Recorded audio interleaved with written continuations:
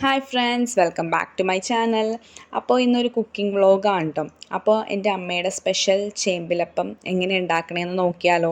അപ്പോൾ അതിന് നമുക്ക് വേണ്ടത് ആവശ്യത്തിന് ചേമ്പില വേണം. അത് നമ്മൾ നല്ലോണം നാരൊക്കെ കളഞ്ഞ് വൃത്തിയാക്കണം.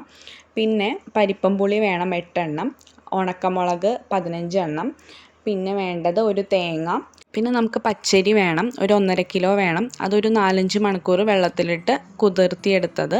പിന്നെ കുറച്ച് മഞ്ഞൾപ്പൊടിയും വേണം. ഇനി നമുക്ക് ഇതിനുള്ള അരപ്പ് റെഡിയാക്കാം. അതിന് നമുക്ക് അരി, പുളി, ഉണക്കമുളക്, തേങ്ങ ഇതെല്ലാം കൂടി നമുക്ക് കുറച്ച് വെള്ളം ഇട്ട് മിക്സ് ചെയ്തെടുക്കാം. അരച്ചെടുത്തതിന് ശേഷം അതിലാവശ്യത്തിന് കായപ്പൊടി, ഉപ്പ്, പിന്നെ എരിവ് കുറവുണ്ടെങ്കിൽ മുളക് പൊടി എല്ലാം ചേർത്ത് ഒന്നും കൂടി ഒന്ന് മിക്സ് ചെയ്തെടുക്കാം.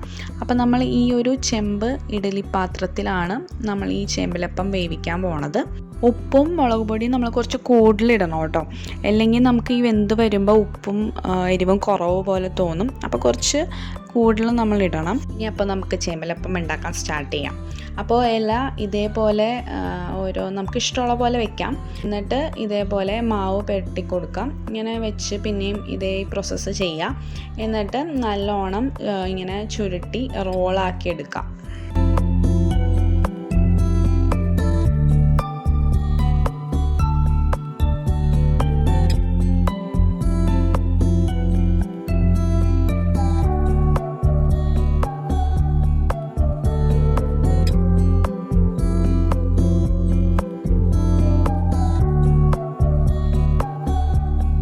അപ്പോൾ ഇത് റെഡി ആയിട്ടുണ്ട്. ഇനി നമുക്ക് ഇത് വേവിക്കാം.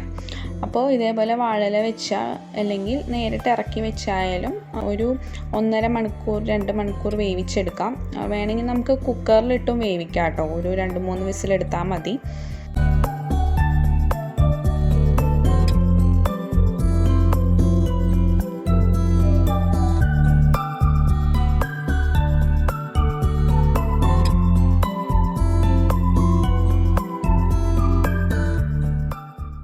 അപ്പോൾ അമ്മയുടെ സ്പെഷ്യൽ ചേമ്പിലപ്പം ഇവിടെ റെഡി ആയിരിക്കുകയാണ്. അപ്പോൾ ഇതാണ് കേട്ടോ, നല്ല ടേസ്റ്റാണ് ഇത് കഴിക്കാം. നമുക്കിത് പരിപ്പിൻ്റെ കൂടെ കഴിക്കാം. എന്താ നിങ്ങൾക്ക് ഇഷ്ടമുള്ള എന്താ കറി എന്ന് വെച്ചാൽ നിങ്ങൾക്ക് കഴിക്കാം. പിന്നെ നമുക്കിത് സ്ലൈസായിട്ട് അരിഞ്ഞ് റോസ്റ്റ് ചെയ്തും കഴിക്കാൻ പറ്റും. അപ്പോൾ അടിപൊളിയായിരുന്നു കേട്ടോ. അപ്പോൾ എല്ലാവരും ഒന്ന് ട്രൈ ചെയ്ത് നോക്കാം. ഇതെൻ്റെ ഒരു ഫേവറേറ്റ് ഡിഷാണ് കേട്ടോ. അപ്പോൾ എല്ലാവരും ഇത് ട്രൈ ചെയ്ത് നോക്കാം, എന്നിട്ട് കമൻറ്റ് ചെയ്യാം. അപ്പോൾ എല്ലാവർക്കും ഇന്നത്തെ എൻ്റെ ഈ ഒരു റെസിപ്പി ഇഷ്ടപ്പെട്ടു എന്ന് വിശ്വസിക്കുന്നു. ഇഷ്ടപ്പെട്ടാൽ ലൈക്ക് ചെയ്യുക, ഷെയർ ചെയ്യുക. ആദ്യമായിട്ട് എൻ്റെ വീഡിയോ കാണുന്നവർ സബ്സ്ക്രൈബ് ചെയ്യുക. അപ്പോൾ ബൈ.